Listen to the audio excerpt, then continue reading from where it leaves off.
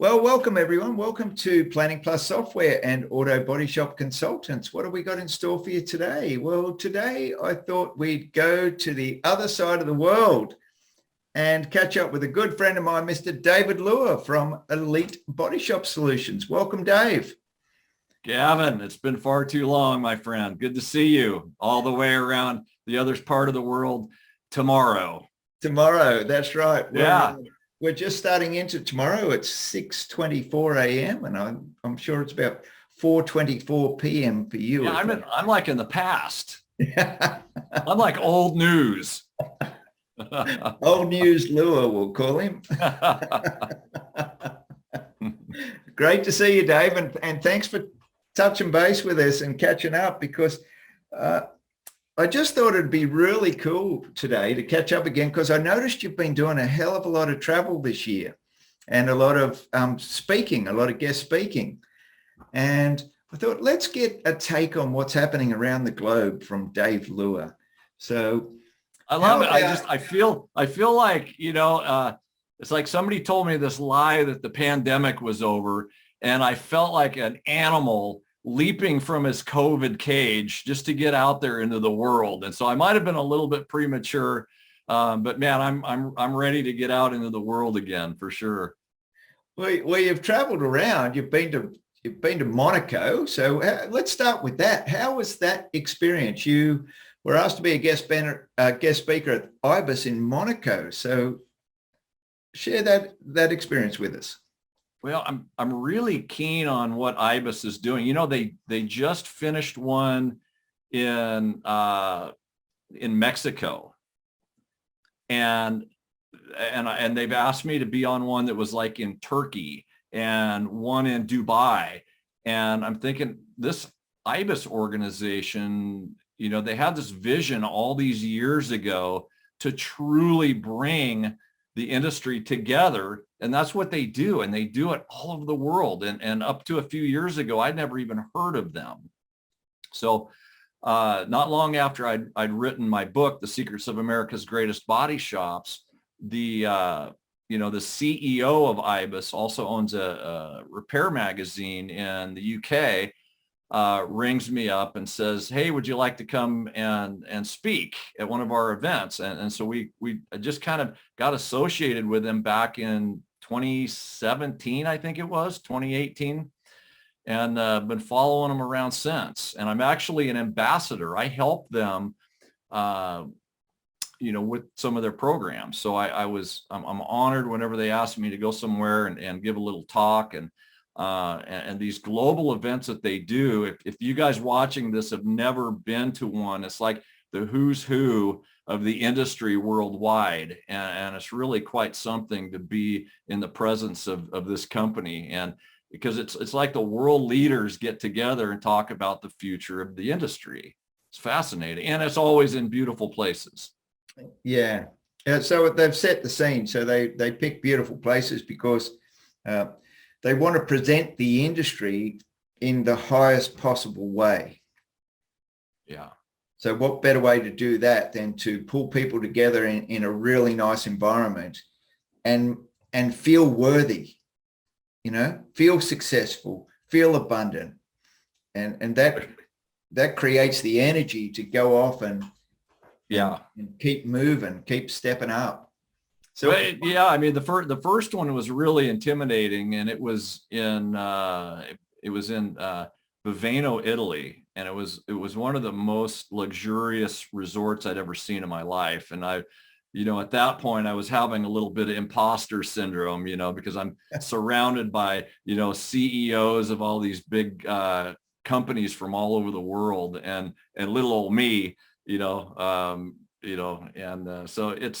it is really quite something. But the people are wonderful, and they really are there for the betterment of our industry worldwide. Yeah, exactly. That's cool. So what was the main theme this year at IBIS in Monaco? It's, the whole theme is around, most of the discussions were around just building the future. And it seems like such an obvious thing to talk about. But, we're coming out of this pandemic, the world has changed. And so we're talking about some of the challenges, whether it's supply chain shortages, talent shortages, which is a really hot topic. And that's in fact what I was speaking on at IBIS. But then also vehicle technology is always a popular conversation because you are getting some of the world leaders from the manufacturers, the paint manufacturers, so the people that are really in the know on what to expect in the future are there in attendance speaking so it's always fascinating to hear them. Yeah, cool. And then you had IBIS in USA as well. It was a lot of the same conversations, only, more USA people, obviously, and how, the global news, but more local, right? Yes. And, so how many EVs, what's interesting is the EVs, even though many of them are manufactured here, like the Tesla, it doesn't seem to be as hot of a topic, believe it or not, as in some other countries. Other countries are having more conversations about the repairability of EVs. And there's only like a smaller segment here in the US that are talking about that and how it's impacting, because the infrastructure here in the US still isn't built for the amount of EVs that's predicted to come out. Right. Yep. Right. Somebody's predicted that by 2030, half of the cars being manufactured in the US are going to be some form of a BEV. So we've got to build infrastructure for that. Yeah. And so that's a pretty popular topic. Yeah, it is a popular topic all round. And I know we're quite a large coal producing country out here. So they're trying to eradicate the coal. Well, did you know this? And I found this interesting. I was doing some research because I also went and did a panel discussion in Italy not long ago for Auto Promotech. Mm-hmm. And so I'm doing my own research on LiDAR and radar and how the pigments in automotive color can affect how well that stuff works. And so I'm doing some research, and I found out that here in Lebanon, Tennessee, the other side of town from me where I'm at in Nashville, is this huge Australian manufacturer of DC charging stations. Did you know that? No, I didn't know. So one of the largest manufacturers that are going to be building speaking of infrastructure, is actually an Australian company building chargers just to try to keep up. Pretty well for us Aussies. Yeah, congratulations. Well, that's cool to hear. You want to keep them out of the honky tonks over there, but in Nashville. Yeah. I can't imagine a day in front of all the honky tonk bars they're going to have like charging stations for, the Teslas and the Leafs and. They'll have to figure out how they can make a huge. Well, they gotta move the horse aside so they can pull their EV in. Yeah, that's pretty cool. Hey, you also did a couple other local guest speaking recently, Carstar in the USA and Southeast Collision Conference. So so I did the Southeast Conference right after, just a couple of days after I got back from Monaco. So I was exhausted. But again, I still had this energy. Like I want to be with people. And I'm not exactly, I know this may surprise a lot of people, I'm not an extrovert, right? I'm not a person that wants to be out there in a room full of people all the time. I can get on stage, I can network with the best of them, but I can only take so many hours of that. But I got this inner need to be around my people. And the Southeast Conference was in South Carolina, out in the middle of nowhere, right? I got me and my one of my employees, Brent. We fly into Charlotte, North Carolina. We get in a Uber and drive across the border into South Carolina. And we're out in the middle of nowhere. And she drops us off at this hotel. And I asked her, I said, this looks kind of remote. Am I going to be able to get an Uber back to the airport? And she just laughed, says, oh no, honey, I don't think so.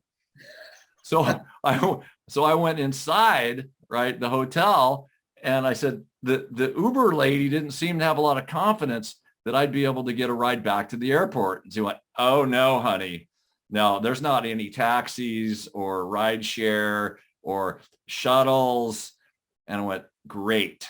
Now I feel stranded. But I was stranded with some of the best people around. The Southeast Collision Conference is composed of 3 different state associations down here in the Southeast. And these guys did an amazing job putting this thing together. With myself, Mike Anderson was there. I know you know who Mike is. Yeah. So they brought a lot of really good speakers in, and they had classes, and it was like the old days, just, you know, bumping elbows with all the shop owners, you know, my people, your people. Yeah. You know, whether you're in Australia or the US, those are our peeps, you know. Yeah, exactly. Yeah. You know, I Yeah. mean, I love being with all the world leaders, you know, in Monaco, but I also love being around our people and really understand what their needs are, what their challenges are, because that's, after all, who we're here to serve. Yeah, exactly right. Yeah, too true. And Carstar, what was that one all about? Because that's a different form of a group. Carstar's, how would you see the difference between like Carstar as an organization compared to an MSO? So, well, let's clarify what an MSO is, right? And I think you could draw a pretty good comparison between a Carstar and a consolidator, right? Like in Australia, it'd be like AMA, right? Yes. Over here would be Caliber, which now has, I think, close to 1,500 stores, if you can believe that. Service King was just consolidated by a new kid on the block called Crash Champions. And then there's the Canadian company, Boyd Gerber Group, that's still growing. So those are, you know, corporate owned stores, and it's a very different vibe. And then if you are an independent franchisee, again, so it's been a while since I've really spent any time with Carstar or Fix Auto. We have a lot of these franchisees that are members in some of my programs, so I know them very well. They're just independents with a banner, essentially, and so I feel like I don't even know what you call them in Australia, but here we call them franchises. If you go up into Canada, they call them banner shops, but they're independents that are investing in a franchise or a business opportunity to help give them some brand recognition, to help level the playing field against the big consolidator companies. It's been wildly popular in Canada. In fact, there's more Canadian Carstar stores than there are US Carstar stores. Right. Okay. So what I'm seeing is it's been popular up there to join a banner in Canada, and I'm seeing that popularity now become more acceptable in the lower 48 here. I think you're going to see a lot more people affiliate with some type of a franchise. It could be somebody like Driven Brands, who now owns Fix Auto USA and Carstar, and then several other brands such as Mako, and then they've got muffler shops and like Meineke, places that will change your oil. And this is becoming really popular with like fleet organizations to say, hey, I really would like to do business with. So picture like an Amazon, for example, and they could come to Driven Brands and say, hey, you guys could handle like all of our service needs. Yes. Right. Yeah. And so there's different levels of this type of banner association. There's some that I call like light branding, like CSN is really growing strong up in Canada right now. And they're also affiliated with their American counterpart, which is the One Collision Network. So you've got buying power, right? You've got, some direct repair programs, if that's what you're into, with some insurance companies. But you're still your own brand, right? You can still be Gavin's Auto Body, One Collision. Yes. Right. And some of them are a little more on the heavy side. Like if you're a Fix Auto store, you're Fix Auto. Right. It's not Gavin's Fix Auto, it's Fix Auto. Fix Auto, right? Yeah. Yeah, we do have Fix Auto that have made it down here into Australia, and they're starting to get a bit of a roll on. So there's some shops that have joined on. I would suspect that's going to continue because I think that, I think Australians are a lot like Americans. We're pretty proud. We're pretty proud of our name and the companies that we've built. And it's a little tough for some of us to say, I don't know if I want to be a Carstar. I think I'd just rather be Gavin's Auto Body, because I built this company. Yeah. Yeah. But on the other hand, I think some people their minds are opening up a little bit and said, maybe I could use this extra buying power. Maybe I could use a little marketing power and brand recognition, so there's some advantages to it. Yeah. Yeah. There's a lot of cogs in the wheel in the modern day collision repair shop. So yeah. But the Carstar, their conference was amazing. There was, these were just Carstar stores, so it wasn't some of their other driven brands. And there was well over 700 people there. Great representation. Yeah. Yeah.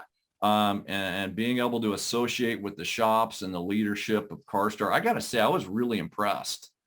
And I was really impressed on the night we had a gala, on the night after I spoke. I spoke during the morning, and that night we had a gala. They raised I think it was around $110,000 for a cerebral palsy charity. So they're very giving people too, that really impressed me. That really stood out. Well, that's the giving is a great way to put yourself in a receiving mode as well, isn't it? I think that generosity is something we don't talk about often enough. Yeah. I found the most successful people I've ever met are the most generous. Yes. And in fact, my one of the stories I told during my speech at Carstar, and it's a new story, a true story of the most magnetic person I've ever met. Mm-hmm. And it was in 2004 when I was still playing country music. A lot of people don't know that about me, but in 2004 I was playing music, and I was invited by some friends to go down to the Bridgestone Arena to watch the rehearsals for the Country Music Television Awards. Right, this is a big national TV production, and my friends just happened to be the producers of it. And I heard my friend Art yell out behind me, says, "Hey, Dave, there's someone I want you to meet." And I turn around and I went, and it was like the heavens parted and God shone down the spotlight on this woman, 5 feet tall, big blonde hair, full makeup, and a sequined Kirby dress. Guess who? Dolly Parton. Yeah. Dolly Parton came right up to me and she shook my hand and said, "Hi, honey. Art says you're a singer like me." Right. And all I can remember is I'm locked in this moment of presence with her. Here she is, this huge superstar, and she's shining the spotlight on me. I was the only person that mattered in that moment to Dolly, and I'll never forget that. And that is what makes people magnetic, makes them attractive. Yes. Is their generosity. Yes. Right. Yeah, she's got a big heart, Dolly. Imagine those of you watching right now, if imagine how powerful and magnetic your businesses would be if you spent just one completely present moment with each of your employees. Yeah. Yeah. It's that is such a big thing, isn't it? Because all too often, everyone allows these things to get in the way. And I have a thing at home where there's no electronic devices allowed in our bedroom. No phones, no TVs, nothing. All electronic devices are just it's all out. Nothing. it's a space of, well, whatever you want to call it, but and I do that purposely. And we also have times then when we park those things and just let them go. Because it's what you say, present moment experiences are the ones that are so engaging. And that's one of the things that I learned when I did some early, when I had one of my coaches and mentors, Jim Bergquist, that was from the Pike Place Fish Markets in Seattle. Huh. And when I did the workshopping in Seattle at the Pike Place Fish Markets, that was what rebuilt their culture, was the relationship between the fishmonger and the customer.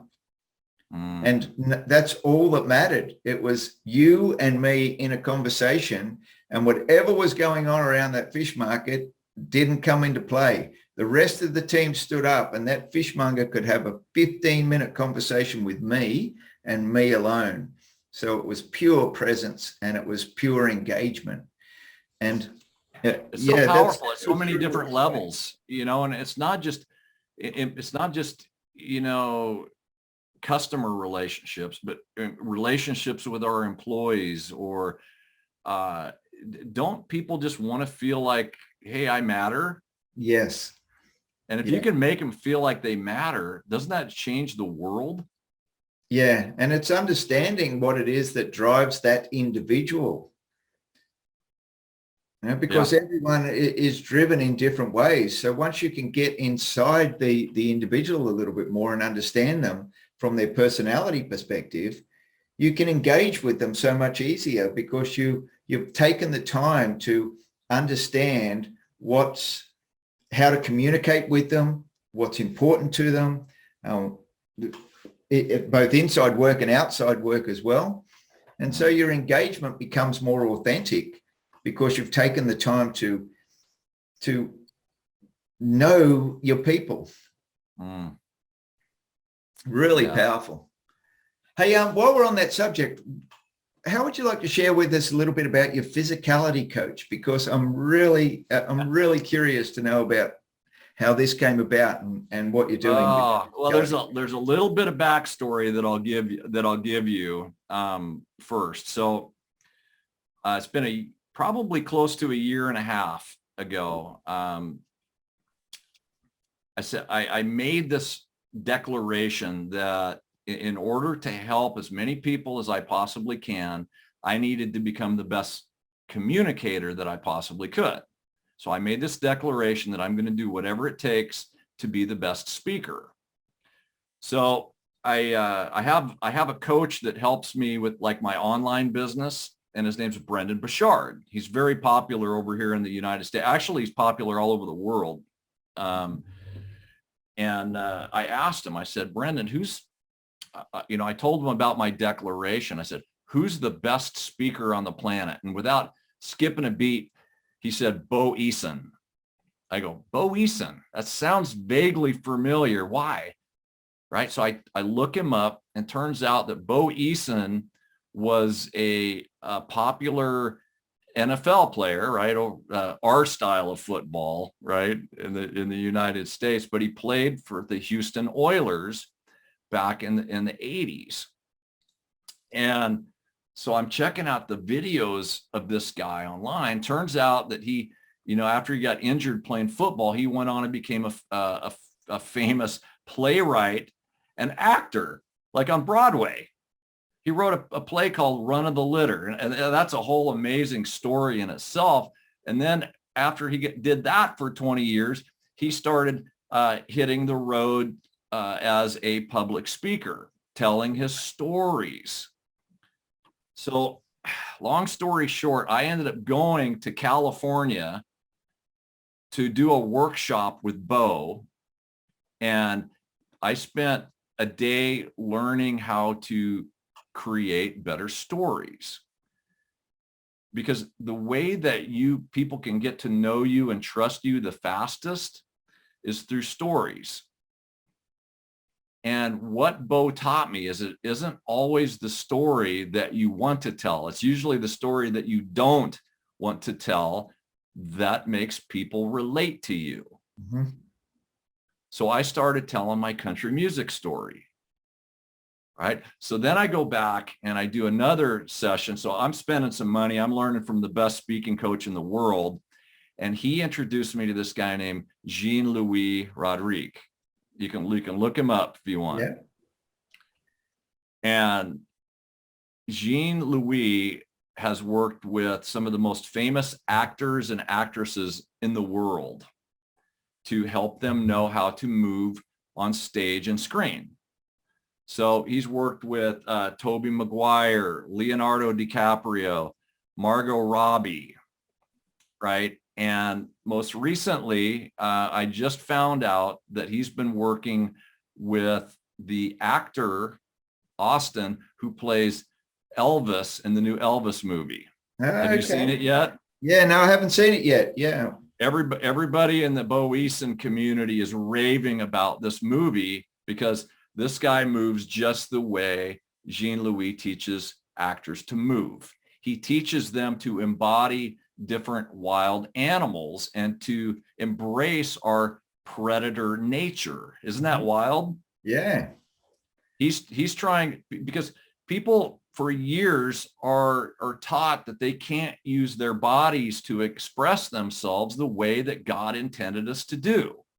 So we play it safe, right? So you see like the biggest guys on the planet walking around with their shoulders down and their head down because they want to appear small, for example, right? You see people on stage putting their hands in front of their crotch. Yeah. Right. That's another sign that they're trying to protect themselves instead of being the person we were intended to be, like a predator.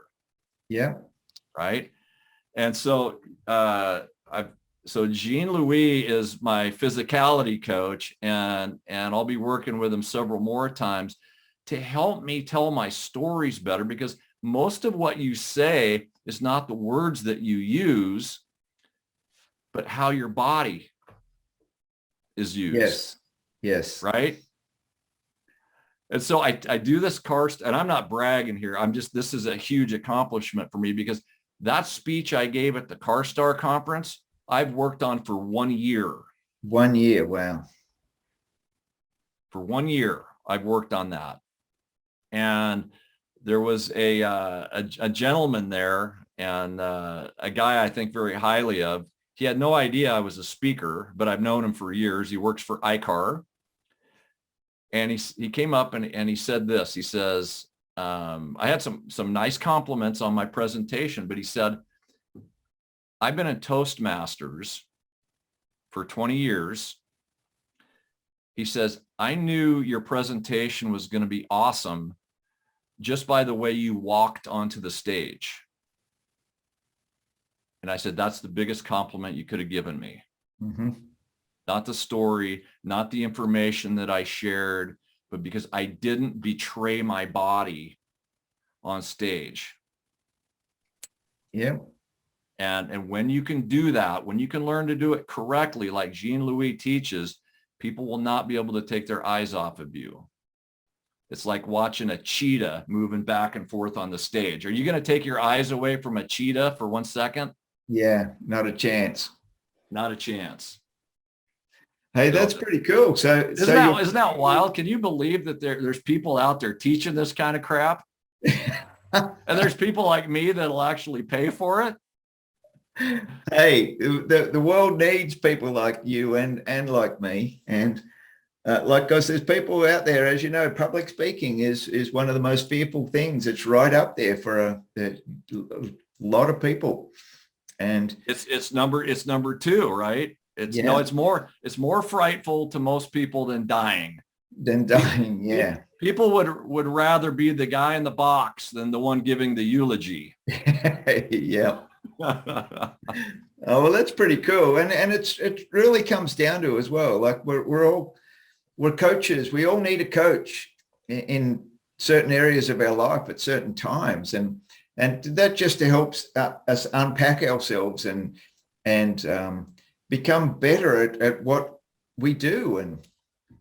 And I remember when you went to that workshop there in LA, and I thought that's really cool. Dave's stepping up. He's got a goal to be a really good motivational speaker. And I'm you're really good. I got to be the best. Into that goal. That's right. Because you made that statement and you made that declaration that's what you wanted to be. And you're stepping into that now. And that's why these presentations and these invitations are coming your way, because you're putting out the frequency and the energy that's attracting people to you.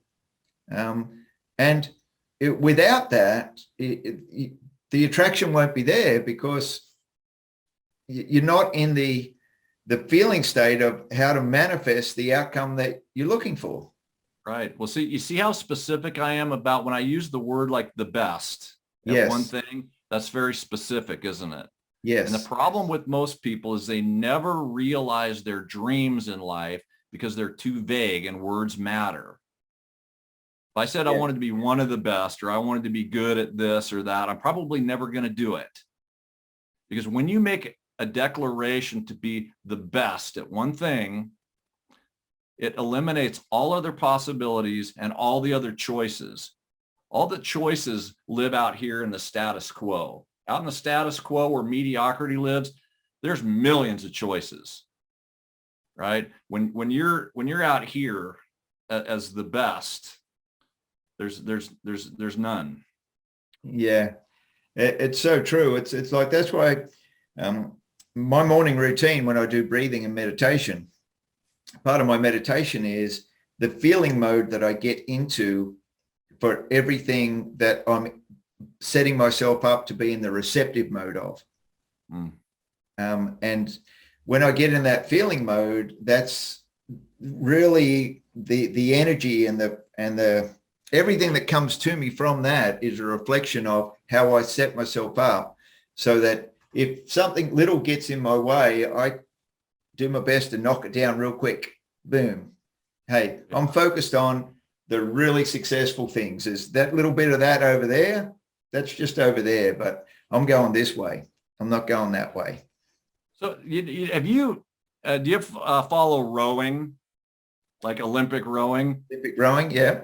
I never have, but I heard this story recently about the British rowing team that had never won a thing in their life. And they really wanted to win the gold medal at the 2000 Sydney Olympics. And they weren't even considered a contender. So not long before the 2000 Olympics, they made one decision. All of their decisions were based on the answer to one question: will it make the boat go faster? Yes or no? So they would all ask each other this question. They would ask themselves this question: do you want to go out to the pub the night before training? Will it make the boat go faster? If the answer is no, then you don't do it. That one little, this is something that can help all of you. Yes. Yeah. Just ask yourself, will it make the boat go faster? So they went out and won gold at the 2000 Sydney Olympics because of that one thing, that one practice that they put into place. Can you believe that?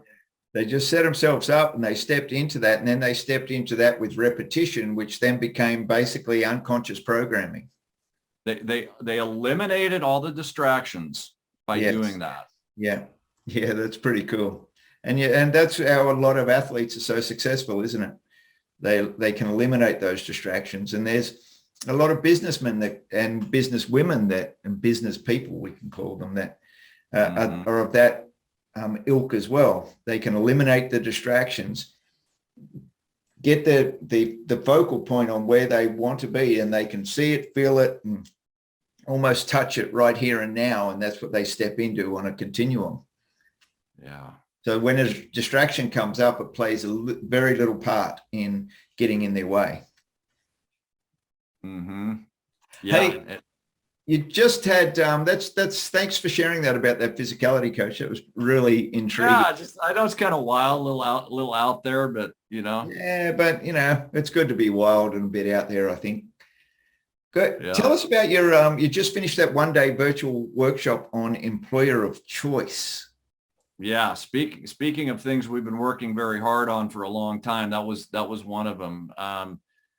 I've had Elite Body Shop Solutions since 2014, and the last couple of years there's been a fair amount of frustration amongst our clients, which of course brings frustration upon us, guys like you and I, because we can't help these businesses operationally when they don't have the help they need to sustain, let alone grow their business. So we created this whole new division called the Limitless Entrepreneur to help small business owners, give them some practical tools they can use to become better leaders, to make their business what we call magnetic, make them irresistible to the talent that's available to them out there. This talent shortage, it's a global societal issue, and people are just kind of sitting around like, well, I hope someday the global society will fix this. And it doesn't work like that. It can only be solved locally, right? By you in your shops. Yeah, exactly.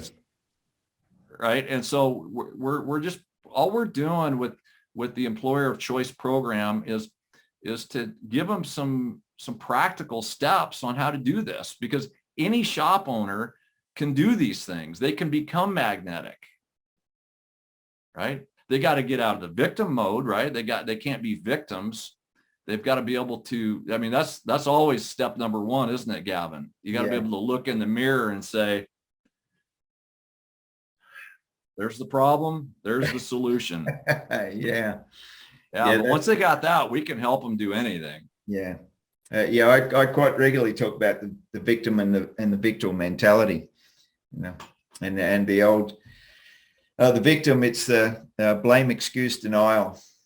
And then the victor, which is the ownership, accountability, and responsibility.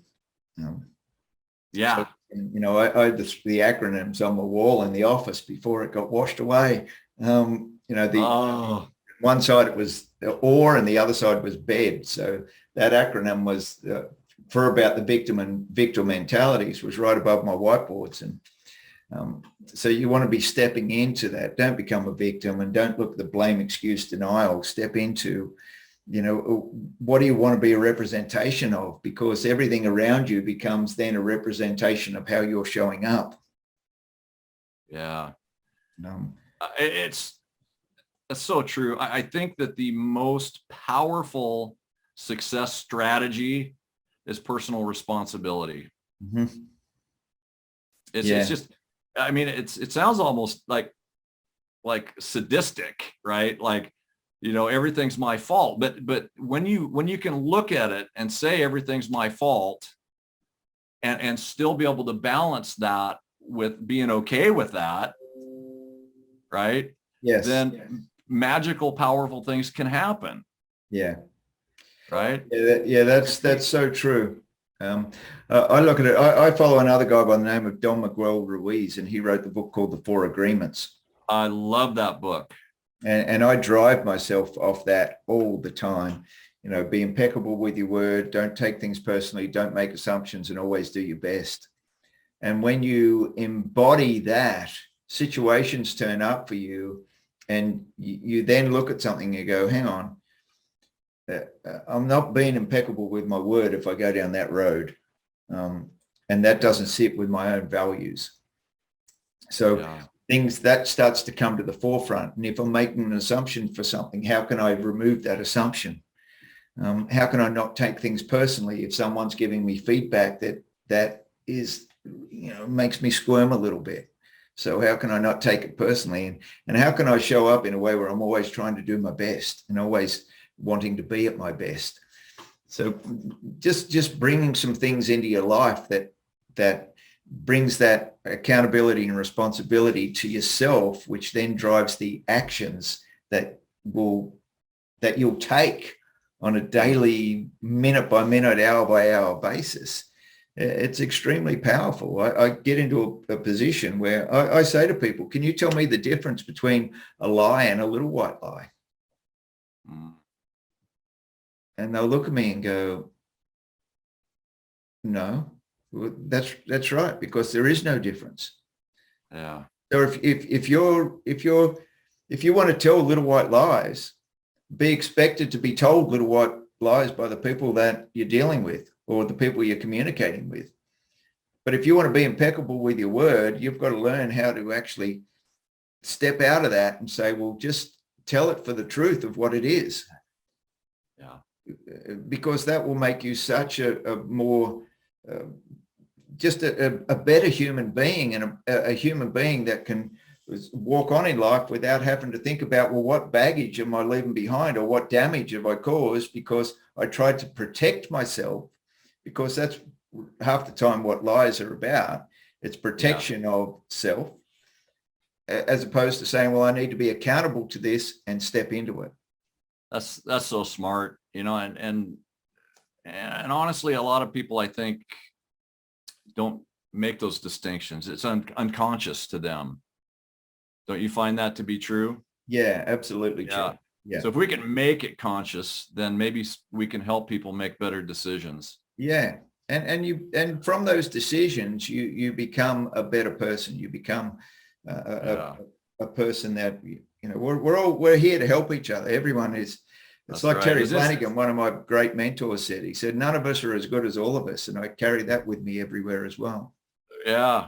I hope those of you watching, this isn't getting too deep for you.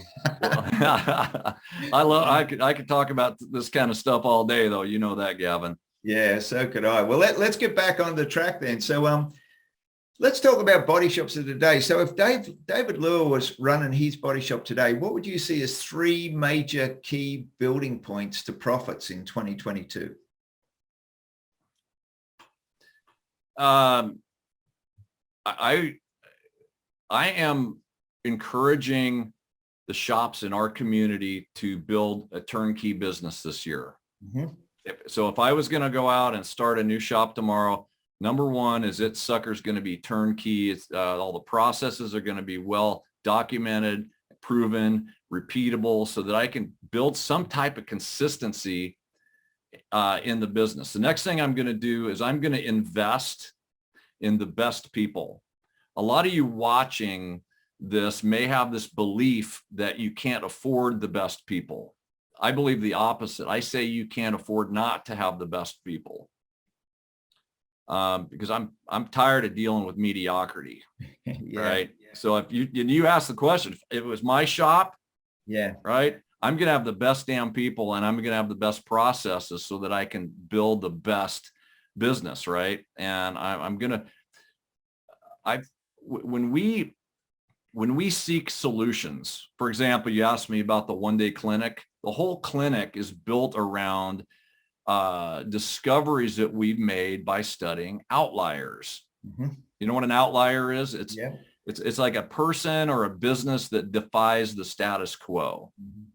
Everybody wants to run out here and get advice from the status quo. Now, don't do that. The best business studies the outliers. What are they doing? The small percentage of the best shops out there. So that would kind of be the third thing I would do, is I would seek advice from outliers and not what everybody over in this group is doing. Yeah, it's like that wine barrel, isn't it? What's in the 80% in the middle, right? Yeah. Versus you got your 10% of your laggards at the bottom, and you've got 10% of the top of the top. But in that 80% in the middle of that wine barrel, that's just mediocrity, basically. Yeah, so, All right. You get what you focus on the most, right? And so many people I just feel like all over the world, people are in a race to the bottom right now. They're trying to be the biggest or something like that. They're not always out there just trying to be the best at what they do. Right. Yeah. And I know I use that term, the best, a lot, but as part of the, the Bo Eason community, we talk about being the best. It's just, and it sounds almost egotistical. Well, who am I to be the best? You sure talk about that a lot, and my company, one of them's called Elite. Doesn't that sound a little elitist, Dave? Or, my other one's like Limitless Entrepreneur, well, what if I only want my company to be okay? Yeah. Can I still do business with you? No, that's not how we operate. We don't help businesses be mediocre. We help them be the very best that they can be. Yeah. That's what I'm passionate about.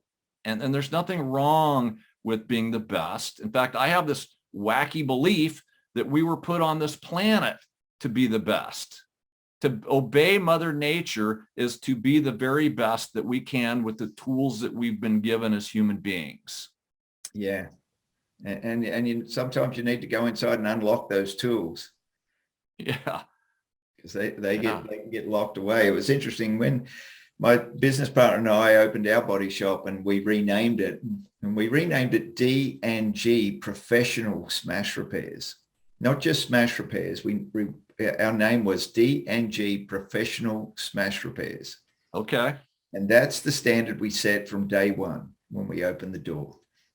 And we had our slogan, which was, we don't aim to be the biggest, just the best. So it's interesting that you say that. And that's what drove us all along. And we built that professionalism, and we built that we were going to be the best. And so it comes down to mindset and application, and then stepping into it. So there's stage 3, turnkey business, invest in the best people, and check out the outliers, see what the people outside of the norm are doing, and then get guidance along that line. And so can you share some insights into your own mastermind groups and what some of the benefits that have brought to your members? Yeah.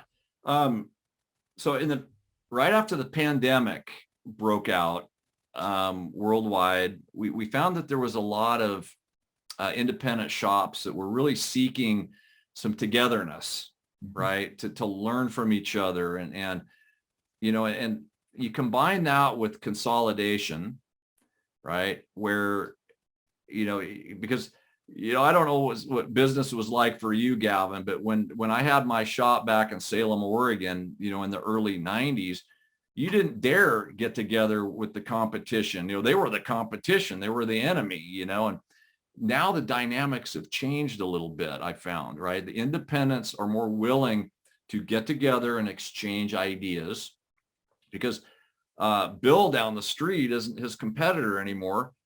Caliber is, or Boyd Gerber is, right? Yes. Yeah. And so there's this new willingness to work together. Now, there's a lot of like 20 groups, like paint company sponsored 20 groups in North America. And I encourage people to get involved in those, but I saw some room for improvement, right? Because we're always talking about being the best, right? Yes. I don't want my shops hanging out with a bunch of mediocre people talking about mediocre things. They need somebody that can challenge them. And that's what a mastermind group is.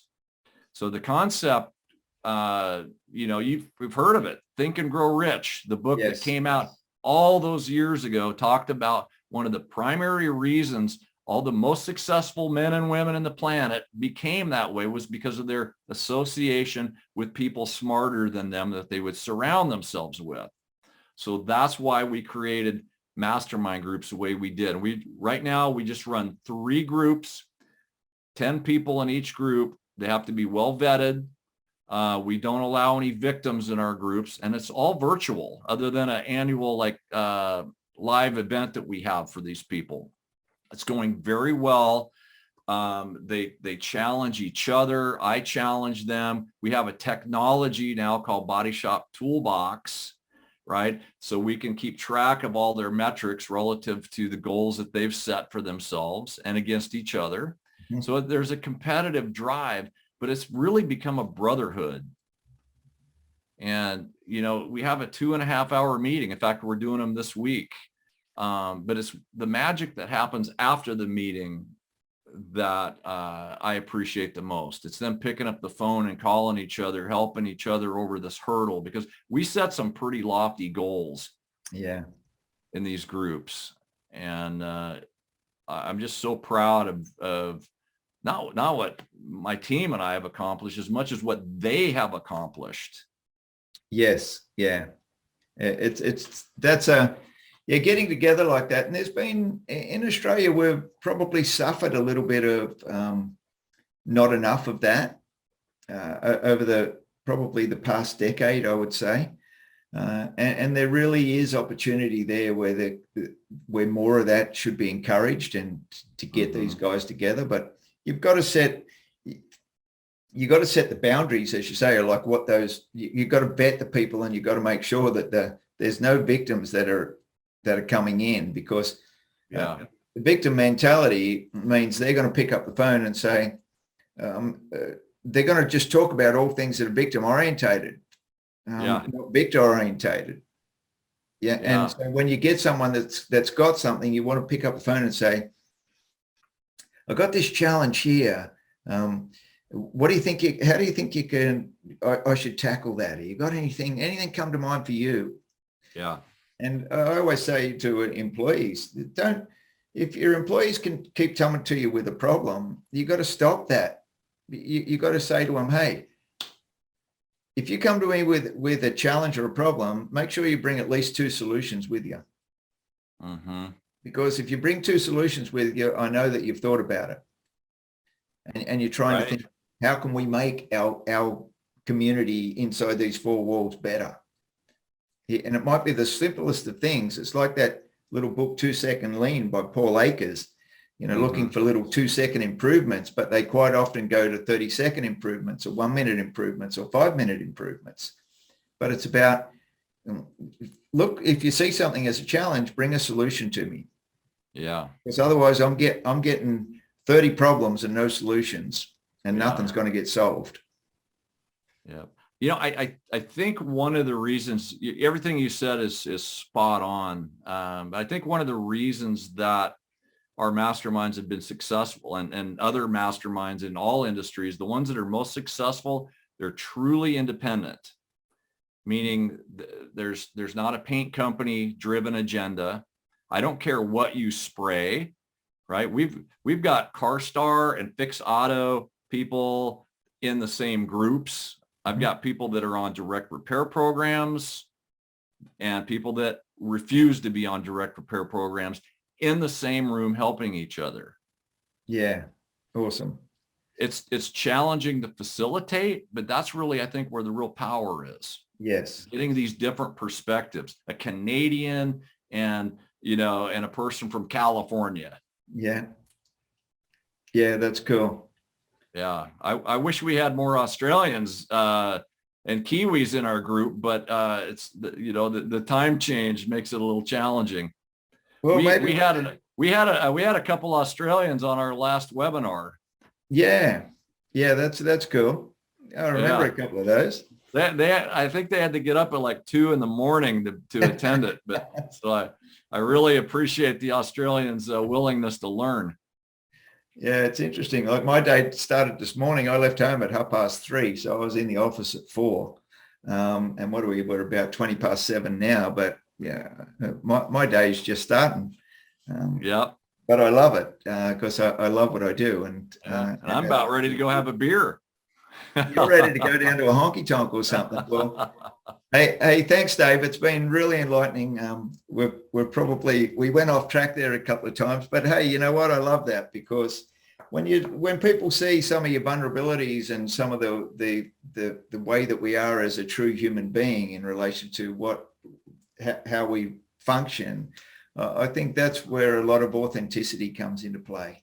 I'm glad you said that, because I think people are craving authenticity more than ever. They're looking for leadership Yeah. right? But they're looking for their leaders to be authentic.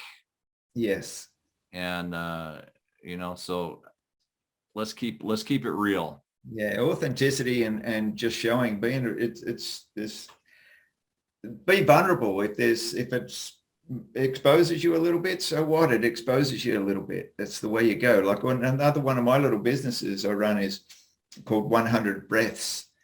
And it's all about the things that I was talking about earlier around my spirituality and working with the 4 agreements. And I've just finished penning my second book, and my second book is nothing to do with the industry.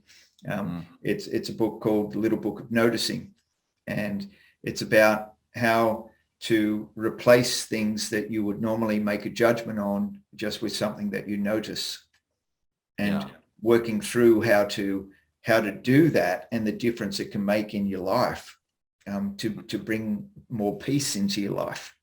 Yeah. Because instantly when we see something that happens around us or at us or in a conversation, quite often we go into judgment mode straight away. And the judgment mode is based on our conditioning, our own personal conditioning. So when we learn to let go of the story and accept the other person's story for how it shows up for them, it's something that we can then notice about it, which then gives us an opportunity to even take something from it in a positive way. And we can then, so that's why I called it just the Little Book of Noticing. That's perfect. It's really cool. Hey, thanks for that. It's been really great to catch up. We really love our chats, and I'll get back over to Nashville. I'm not done there yet. I love my Nashville and I'm a Garth Brooks, tragic. I've been lucky enough to see him a couple of times and meet the guy, and he's a real genuine type of guy as well. He's from the heart. Absolutely. He's authentic as they come, man. And Gavin, I appreciate you, and I appreciate everybody watching. Hopefully you dig 1 or 2 nuggets out of what we had to say today. Yeah. I'm just honored to be here. Really. Thank you. Yeah. Thanks, Dave. And for everyone, even that's joined our chat. Well, that's what it's been. It's just been a chat and a catch up and a little bit of insights along the way. But to everyone out there, thanks for joining us today on Planning Plus Software and Auto Body Shop Consultants. And we thank Dave Luehr all the way from Nashville and Elite Body Shop Solutions and the Limitless Entrepreneur. So thanks, Dave. We'll catch up next time, and we might even get you over to Oz and see if we might be able to do something together. Here I come. Sounds great. Cheers for that.